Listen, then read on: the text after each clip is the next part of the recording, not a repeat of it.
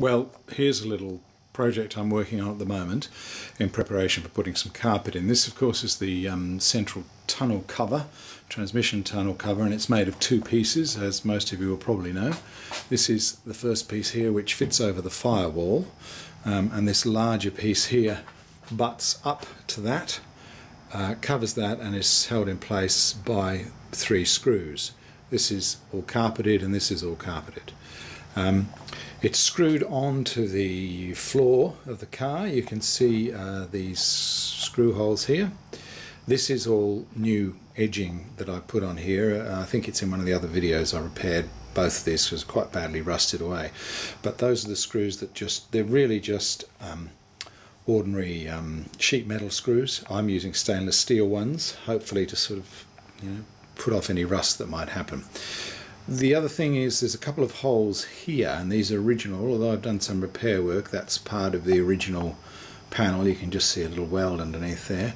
So there's one there, and there's one there as well, and the same corresponding on the opposite side, and therefore the carpet snaps that hold the carpet on, because the carpet on the tunnel has to be removed. So there's 2 there. I shall probably, I think, put a third one in the centre, but originally there were 2, and that's the positioning of them, probably about 2 inches up from the flange at the bottom. This is of course a rubber cover here so that you can grease the universal joint, and there is another one just there so you can get at the dipstick for the gearbox and to refill. This is in 2 sections. Now originally there was a piece of vinyl which covered this flange and extended in here a little bit, probably about 1 inch or so. There was also one on the back here, and that is so that when the carpet is covering it, this edge doesn't show. It's just a piece of, it shows up as just a piece of red vinyl edge, which is of course a lot neater than just the Old English white edge. I've also read that these flanges here should be covered in vinyl as well, so I'll probably do that. The reason the back section here was covered in vinyl was that the carpet originally was in one piece just for this section, and of course there's the extension of the tunnel which comes back here, and this sits over the top of it. Now modern carpet kits, and I think the one that I'm buying, the carpet actually runs all the way along right back to the rear heel board and is in one piece, which probably makes it a bit harder if you have to take this cover off for any reason. So I think I'll probably still cover this with vinyl, because that's how it was originally, and maybe I can cut the new carpet kit. I don't know, we'll see.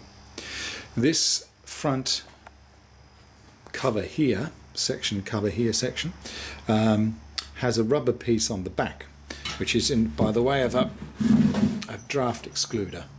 You can see it there, and that lies over the top of the bell housing of the gearbox and is designed to cut down the amount of hot air that comes from the engine up through the transmission tunnel. I'm not sure how effective it is. And this is held in place with 7 rivets here, which are bifurcated rivets. You can see them on the back there, and they're just turned over.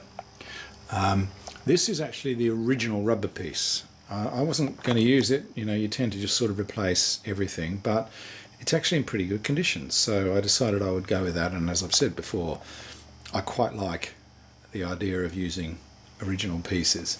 So that's about the story so far on this, and now I'm going to dig up a bit of vinyl and cover this front flange here.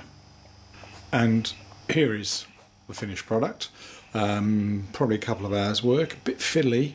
Not that easy to get it around some of these sort of convoluted shapes here, but it doesn't show, of course, once the carpet's on. So that's basically the idea. I put a little bit over the back there.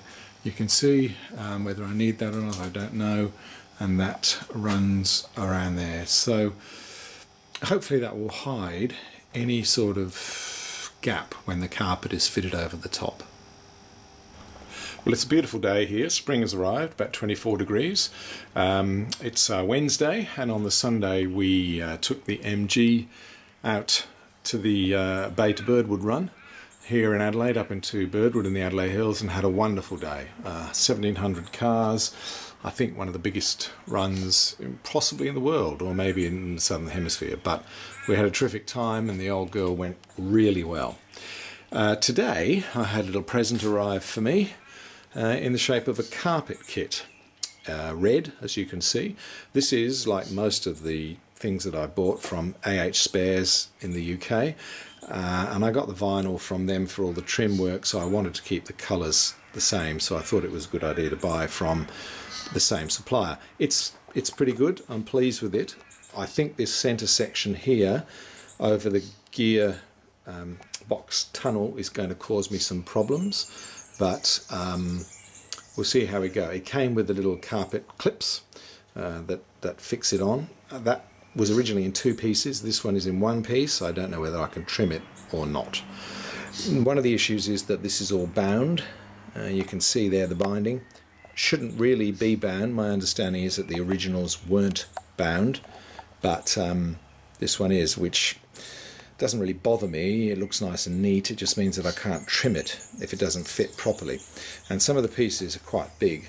These rear sections here are quite oversized, so they can be cut because they're not trimmed. But I'm happy with it. It's got a nice period feel about it. I think I showed this piece before. It's ribbed like that with the Hessian back, and it sort of looks right to me. So I'm very pleased about that. I think that's going to give me a lot of work fitting it, and I can't hurry that because it's really got to be done properly. So I might leave that for a little while.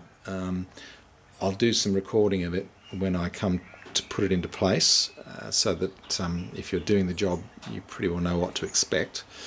But what I thought I would focus on is, of all things, the steering wheel, and I've been toying what to do with this. It's broken in the usual places. You can see there, and all 3 of these rims are cracked. So there is some stuff on the internet I've seen about repairing these. I have bought some epoxy putty, which is a 2-part. You sort of knead it together and push it into the cracks. I'll cut the cracks out first with a Dremel, sand all that smooth, and then give it a few coats of primer and sand that smooth, and then use a 2-pack black on there.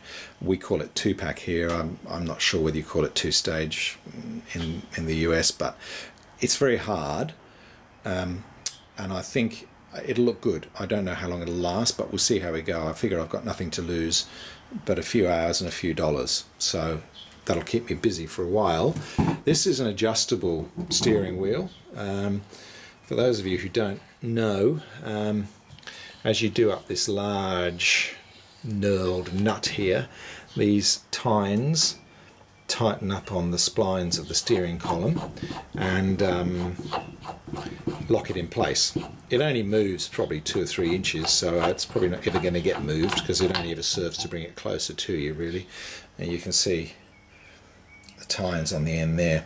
This piece is metal, clearly, with some sort of plastic. I don't think it's Bakelite. I thought it was, but having worked it a bit, I don't think it is. Some sort of plastic edging moulded on it, which has got these knurled shapes in. This was very badly knocked around, and I sanded it back and filled it a little bit, and recut the knurls, the grooves there, with a Dremel, and they've actually come up pretty well, I think. And that'll get a coat of the gloss black as well. So that's the next step I think I'll do, rather than get stuck into the carpet. We'll see how we go with that. I probably won't video a lot of that because there is already some stuff on the internet that deals with that. It's a pretty straightforward process. I have an MGA steering wheel here which came off my car, and I thought I'd do that while I was at it. It's got cracks in the usual places, so I figured that I may as well. You can see that one there. It's a pretty good nick apart from those, so I thought I may as well do that one, and perhaps I might try and sell it afterwards. We'll see how we go with that. I was concerned that the paint might wear off. It's pretty hard, and I suppose that the wooden steering wheels that we use have varnish on them, which seems to last quite a long time, so I think it'll be okay. So that's the next step in the process. The other thing I've just done is ordered a new seat back. You can see this, believe it or not, is the good one. It looks worse than it is, and it will clean up all right, but the other one was very badly corroded, so I've ordered one of those from Kilmartin in Ballarat. They're about $100 Australian dollars, which is pretty good, I think. So that should be arriving next week. I won't do anything with that, but I thought I needed one, and I'd get it delivered while I'm on holidays. So that's it so far, and this is part of the project that's starting to come together. Alright, well, I've cut all these away with a Dremel. You can see that, and I've opened them up into sort of a V shape. So now what I really just have to do is mix up some of the putty.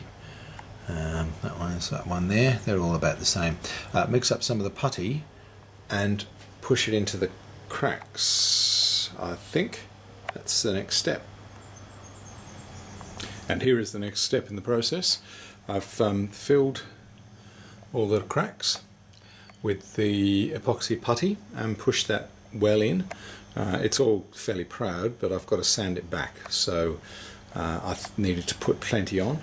But it's funny, when you look at the wheel like that, it doesn't look like much of a repair, really, does it? This dries very quickly, so I'm not sure whether I'll get to sand that today, but we'll see how we go anyway. And there we are, after a little bit of sanding. It's pretty smooth. Well, it's very smooth actually, and I think a few coats of primer on that, and then a wet rub, and then the gloss top coat, and I think that will come up very well. The material has dried very hard. I think it'll be effective. We'll see how we go over time, of course. I probably won't paint this for a week or so because I don't have the paint here, and I have to get down to the city to buy it, so I'm not sure when I'll do that. So this is probably going to be the end of this particular video.